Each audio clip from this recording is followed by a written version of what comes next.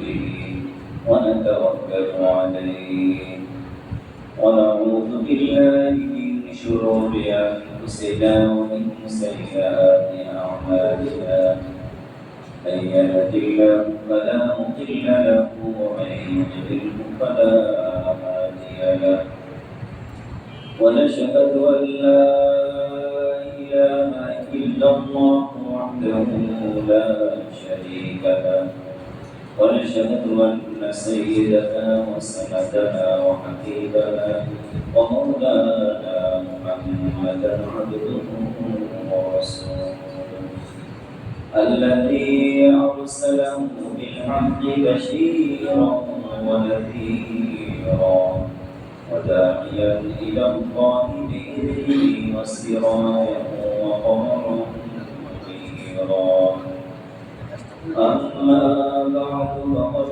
قال الله تعالى في كلامه المجيد وفي فرقانه الحميد شريط أعوذ بالله من الشيطان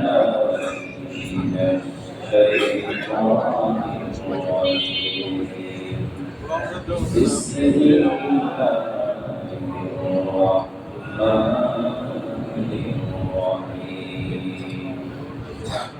يا أيها الذين آمنوا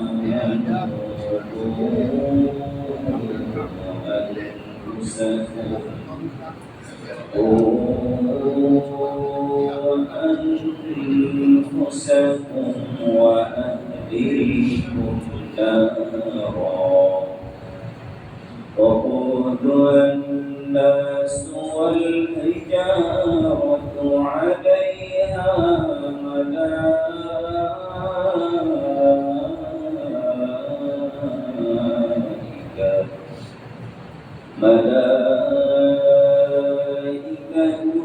غلاظ شداد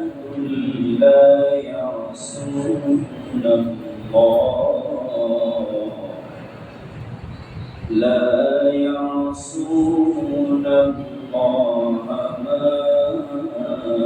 أمرهم ويفعلون ما يؤمرون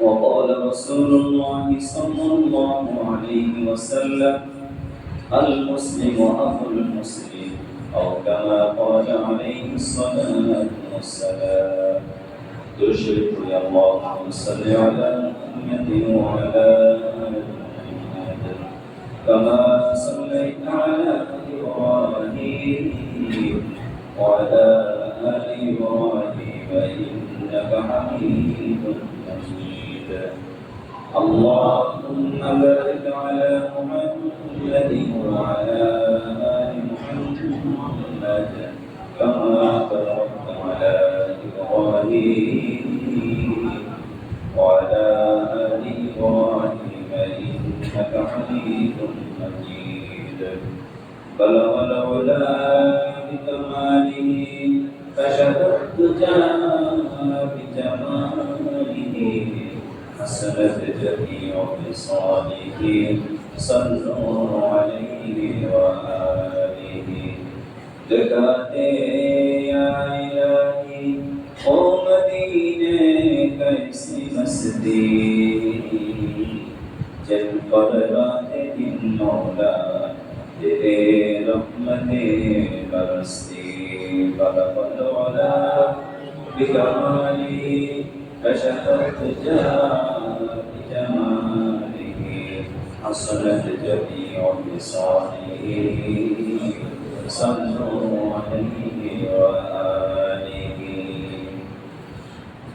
মুআজ্জাজ মুহতারাম সম্মানিত মুসলিয়ান কিরাম সর্বপ্রথমে আল্লাহ রাব্বুল আলামিনের অসংখ্য শুকরিয়া আদায় করি যিনি আমাদেরকে দয়া করে পবিত্র হজের মাস শাওয়াল মাসে আজকের এই তৃতীয় জুমায় আল্লাহর ঘরে আসার তৌফিক দিয়েছেন যে আল্লাহ তাআলা আমাদেরকে ভালোবেসেছেন মহব্বত করেছেন আল্লাহর হুকুম পালনে কবুল আর মঞ্জুর করে নিয়েছেন সেই মহান আল্লাহ সুবহানাহু ওয়া তাআলার আলিশান দরবারে তারই দেওয়া সালাম দিয়ে তারই শেখানো ভাষায় কালিমাতুশ শুকর আদায় করে সবাই পড়ছি আলহামদুলিল্লাহ।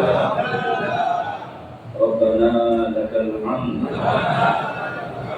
حمدا كثيرا طيبا مباركا فيه يا ربي لك الحمد كما ينبغي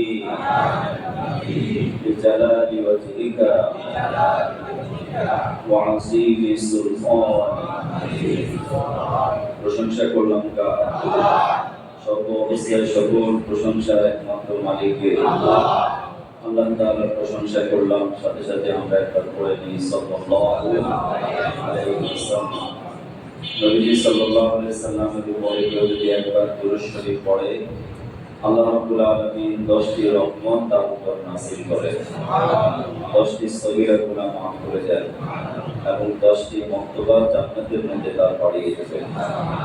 এজন্য পবিত্র জুমার দিনে যত ভালো আমল রয়েছে তার মধ্যে একটি আমল হলো বেশি পরিমাণে দুরূদ শরীফ পড়া। আমাদের প্রিয় নবী জনাব রাসূলুল্লাহ সাল্লাল্লাহু আলাইহি ওয়াসাল্লামের উপরে আমরা সবসময় দুরূদ পড়তে থাকব। বিশেষ করে জুমার দিনে আসর থেকে মাগরিব পর্যন্ত যে সময়টি রয়েছে এটা পবিত্র জুমার দিনে অত্যন্ত গুরুত্বপূর্ণ সময়, দোয়া কবুলের সময়। নবীজি বলেন ইন্না ফিল জুমআতি লাসাআতা, জুমার দিন এমন একটি মুহূর্ত রয়েছে বান্দা যদি ওই মুহূর্তে আল্লাহ রাব্বুল আলামিনের দিকে মনোযোগ দিয়ে তার নিজের মনের কথা ব্যক্ত করে আল্লাহর কাছে কোনো প্রার্থনা করে আর সেটি যদি কোনো বান্দার নষ্ট হওয়ার সংশ্লিষ্ট না হয়, অর্থাৎ কোনো গুনাহের প্রার্থনা না করে সে যদি ন্যায়সঙ্গত প্রার্থনা করে দোয়া করে আল্লাহ রাব্বুল আলামিন সঙ্গে সঙ্গে সেটা মঞ্জুর করে দেন। এটা জুমার দিনের একটি বিশেষ ফজিলত, বিশেষত্ব। এজন্য সাইয়্যিদুল আইয়াম বলা হয়েছে সপ্তাহের শ্রেষ্ঠ দিবস হলো জুমার দিন। সবাই আমরা একত্রিত হয়েছি, আল্লাহর ঘরে এসেছি আল্লাহর বিধান পালনের জন্য। আল্লাহ রাব্বুল আলামিন যে আমাদের সবাইকে সবার আগে কবুল করেছেন এজন্য আবার পড়ি আলহামদুলিল্লাহ। আল্লাহ রাব্বুল আলামিন মুমিন বান্দাদেরকে লক্ষ্য করে বলেন যে ইমানদারগণ তোমরা নিজেরা এবং নিজেদের পরিবার পরিজন সবাইকে জাহান্নামের আগুন থেকে বাঁচাও।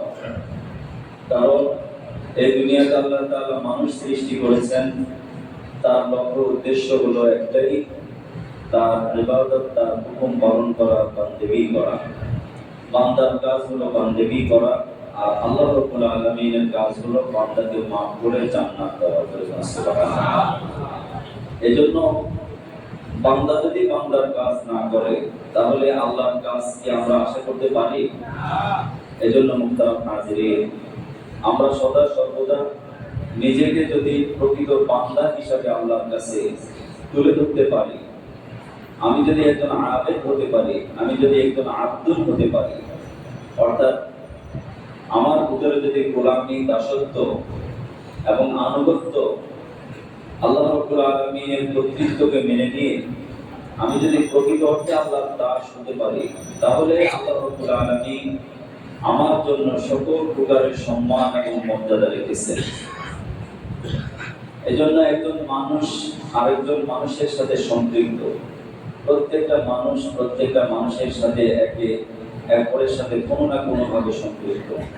আমরা এখানে যে আছি আমরা কেউ আপন ভাই, কেউ প্রতিবেশী ভাই, কেউ বা মুসলিম ভাই, অথবা কেউ বা দূর প্রতিবেশী, কেউ নিকট প্রতিবেশী। ঠিক এই জন্য আল্লাহ রাব্বুল আলামিন বলছেন জীবনের সর্বক্ষেত্রে আমার গোলামি, আমার দাসত্ব করবে। দাসত্বের পাশাপাশি বান্দার হক এবং বান্দার যে অধিকার রয়েছে সেই ব্যাপারেও তুমি অত্যন্ত যত্নবান থাকবে।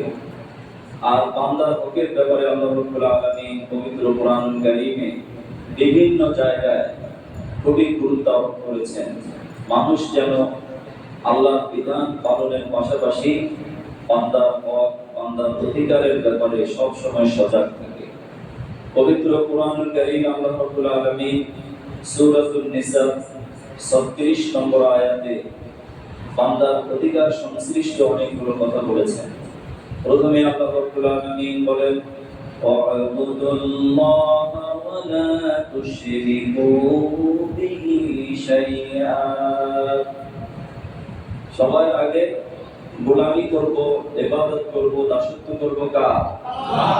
ওয়া'বুদুল্লাহ, যে তোমরা আল্লাহর ইবাদত করো।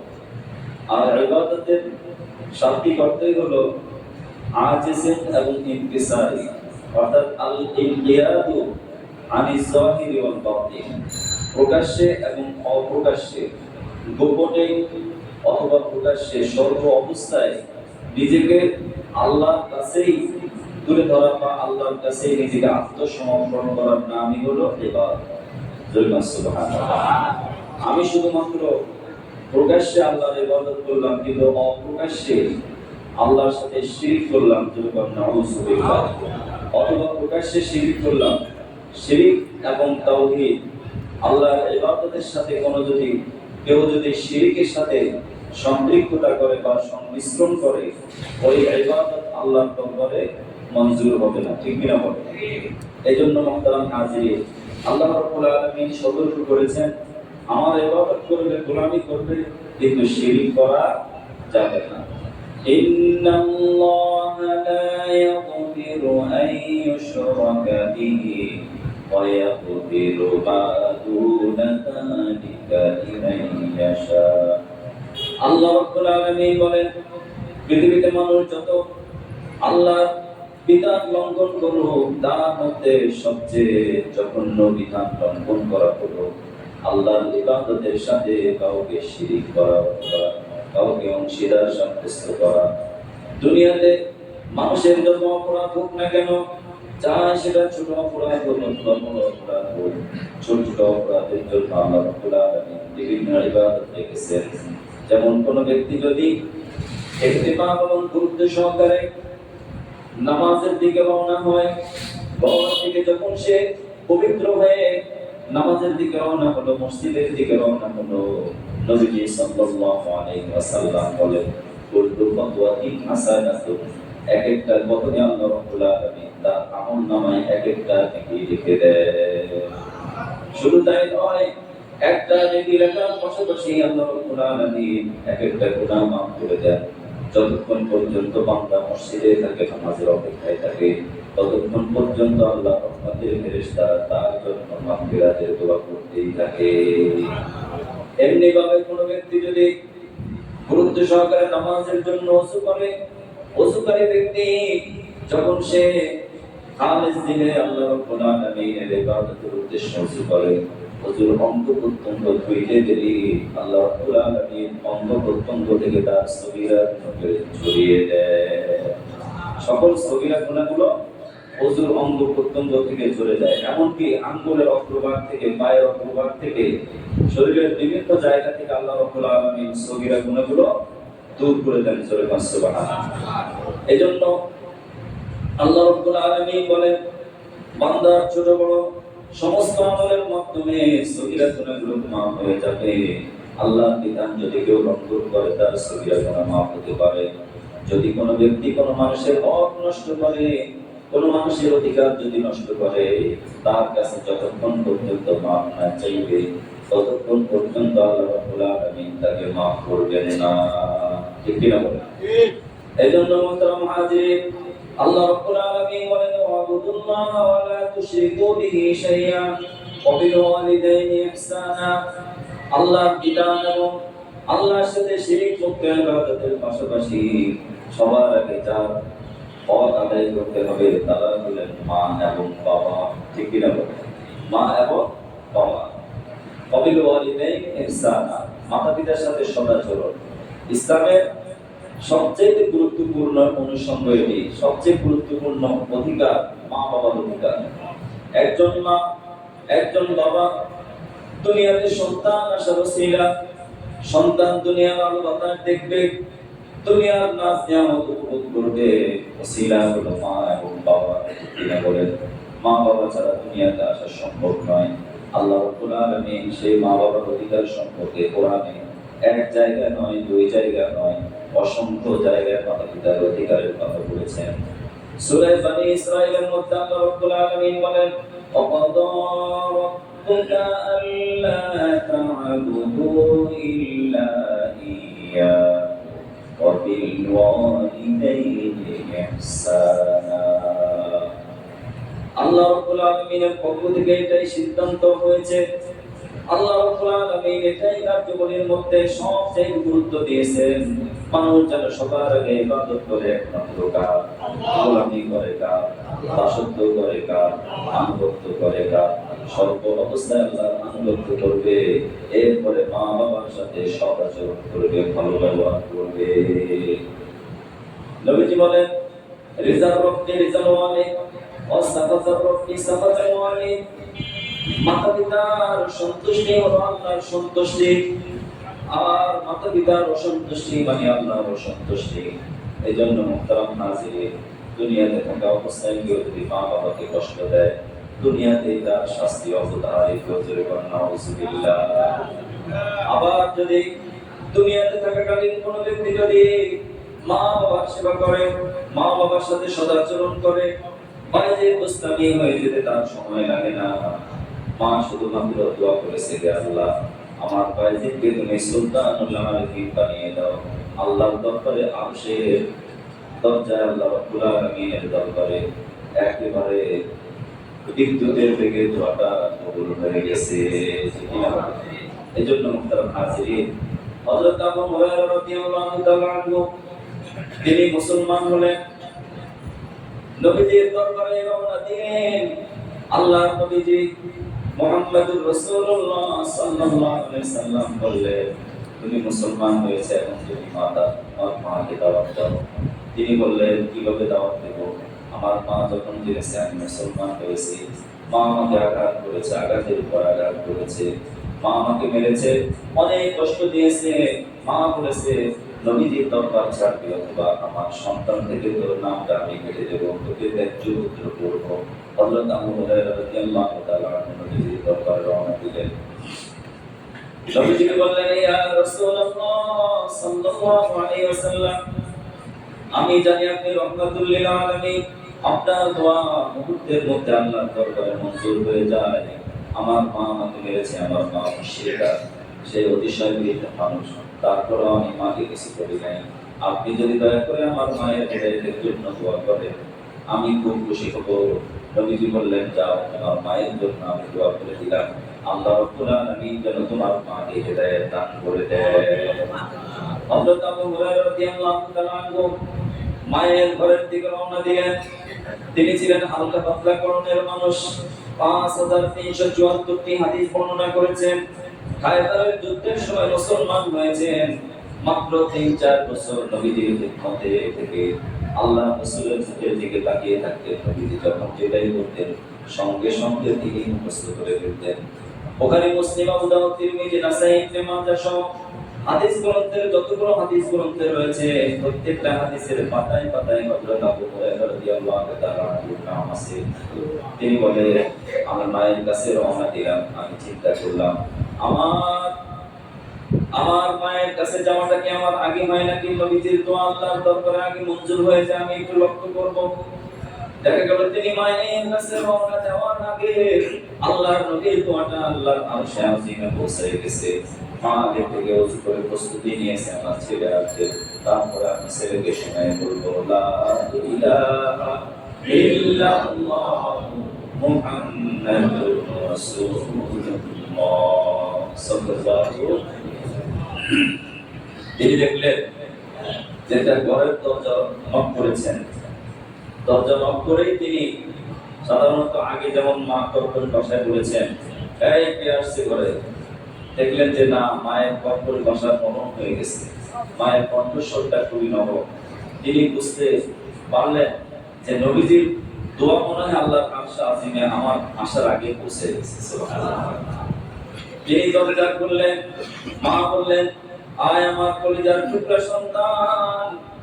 তিনি সন্তানকে বুকের সাথে জড়িয়ে আলিঙ্গন করলেন আর বললেন, আমার কলিজার টুকরা সন্তান, তোমাকে আমি মেরেছি, তুমি নবীজির দরবারে গিয়েছো, মুসলমান হয়েছো, কালিমা পড়ে নিয়েছো, তুমি যাওয়ার পরে আমার হৃদয়টা খুবই বেচैन হয়েছে, আমি অনেক পেরেশান হয়ে গেছি, আমি অনেক কষ্ট পেয়েছি, আমার হাত দিয়ে কেন তোমাকে মারলাম, এজন্য আমি লজ্জিত, আমি খুবই চিন্তিত। তুমি একা জান্নাতে যাবে আর আমি জাহান্নামে চলে যাব, এটা তো হতে পারে না। হে আমার সন্তান, তুমি আমাকে পড়ায় দাও লা ইলাহা ইল্লাল্লাহ মুহাম্মাদুর রাসূলুল্লাহ সাল্লাল্লাহু আলাইহি ওয়াসাল্লাম। এই হলো একজন মা একজন সন্তানের সংলাপ। এজন্য মুহতারাম হাজিরিন, দুনিয়াতে আমাদের যাদের মা বাবা বেঁচে আছে প্রত্যেকেই মা বাবার কাছে এমন আচরণ করব, মা বাবার সাথে এমন ব্যবহার করব, তারা যেন আমাদের জন্য দোয়া করে। আর মাতা পিতার দোয়া, যত পীর মুর্শিদ, যত পীর ওলি আউলিয়া গাউস কুতুব ওস্তাদ যত দোয়া আছে, সবার দোয়ার শ্রেষ্ঠ দোয়া হলো মায়ের দোয়া, ঠিক কিনা বলেন? এরপরে বাবার দোয়া মাতার তাও 3 গুণ পড়ে, মায়ের সম্মান 3 গুণ বেশি, ঠিক কিনা বলেন? এইজন্য আল্লাহ রাব্বুল আলামিন কোরআনুল কারীমের সূরা নিসা আল্লাহর হকের পাশাপাশি মানুষের হকের মধ্যে সবার আগে মা বাবার হকের কথা বলেছেন। ওয়াবুদুল্লাহ ওয়া লা তুশরিকু বিহি শাইআন ওয়া বিল ওয়ালিদাইনি ইহসানা। এরপরে অবিজিল কুরবা ওয়াল ইয়াতামা ওয়াল মাসাকিন। অবিজিল কুরবা মানে হলো আত্মীয় স্বজনের পর। আত্মীয় স্বজন দুই প্রকার, নিকট আত্মীয় হতে পারে অথবা দূর আত্মীয় হতে পারে। নিকট আত্মীয়দের মধ্যে আবার কেউ মুসলিম হতে পারে, অমুসলিম হতে পারে। এইভাবে আত্মীয় স্বজনের মধ্যে যত হক রয়েছে আত্মীয় হক আদায় করা। এরপরে আল্লাহ রাব্বুল আলামিন বলেন ওয়াল ইয়াতামা, এতিমের হক, ওয়াল মাসাকিন, যে ব্যক্তি একেবারে অনাথ, যার কোনো কিছুই নেই, সহায় সম্পদ নেই, একেবারে অসহায় মানুষ, দরিদ্র শ্রেণী, তার সাথে ভালো আচরণ করতে হবে, কিনা বলেন? ওয়াল মাসাকিন ওয়াল জারি যিল কুরবা, এবং নিকট প্রতিবেশী। নিকট প্রতিবেশী আমার আপনার ঘরের আশেপাশে যারা, তাদের সাথে। ওয়াল জারি যিল কুরবা ওয়াল জারিল জুনুবি, 2 নম্বর দূরের প্রতিবেশী। হাদিস শরীফে নবীজি সাল্লাল্লাহু আলাইহি সাল্লাম প্রতিবেশীর ব্যাপারে বলেছেন লা ইউমিনু লা ইউমিনু লা ইউমিনু, কখনো সে মুমিন হতে পারবে না, কখনো সে মুমিন হতে পারবে না, কখনো সে মুমিন হতে পারবে না। কয়বার বলেছেন? 3 বার। কখনো সে মুমিন হতে পারবে না যে ব্যক্তির হাতের দ্বারায়, ব্যবহারের দ্বারায়, জবানের দ্বারায় তার আপন প্রতিবেশী কষ্ট পায়, সে ব্যক্তি কখনো মুমিন হতে পারবে না। নবীজি আরো বলেন সে ব্যক্তি কখনো জান্নাতে প্রবেশ করতে পারবে না যার হাতের দ্বারা এবং জবানের দ্বারা প্রতিবেশী কষ্ট পায়। এজন্য নবীজি আরো বলেন যে আমি মাসালা জিবরাইল ইউসিনি বিল জারি, নবীজি বলেন জিবরাইল আলাইহিস সালাম যখনই আমার কাছে আসতেন, যখনই আমার কাছে এসে কোনো কথা বলতেন, কোরআন নাযিল হতো, আমার সাথে কোনো কথা বলতেন, তিনি সব সময় প্রতিবেশীর ব্যাপারে সতর্ক থাকতে বলতেন। খবরদার প্রতিবেশীর হক নষ্ট করবে না, প্রতিবেশীর ব্যাপারে সতর্ক থাকবে। প্রতিবেশী যেন তোমার কোনো আচরণে, তোমার কোনো ব্যবহারে, তোমার কোনো কথায় যেন তারা কষ্ট না পায়। সুবহানাল্লাহ। তিনি বলেন হাত্তা জানান্ত, আমি ধারণা করতাম, আমি মনে করতাম নবীজি বলেন হযরত জিবরাইল বারবার কেন প্রতিবেশীর কথা বলেন, মনে হয় আল্লাহ রাব্বুল আলামিন আমার সম্পদের মধ্যে প্রতিবেশী অধিকার দিয়ে দিয়েছে। হাত্তা ইউআরিসু, জানান্তু হাত্তা ইউআরিসু, আমি ধারণা করতাম যে প্রতিবেশী কেমন যেন আমার সম্পদের ওয়ারিশ হয়ে যায় কিনা। আজকের আলোচনা এই পর্যন্তই শেষ। এরপরে মসজিদ কমিটির পক্ষ থেকে গুরুত্বপূর্ণ কথা হবে, আমরা কথাগুলো শুনবো, তারপরে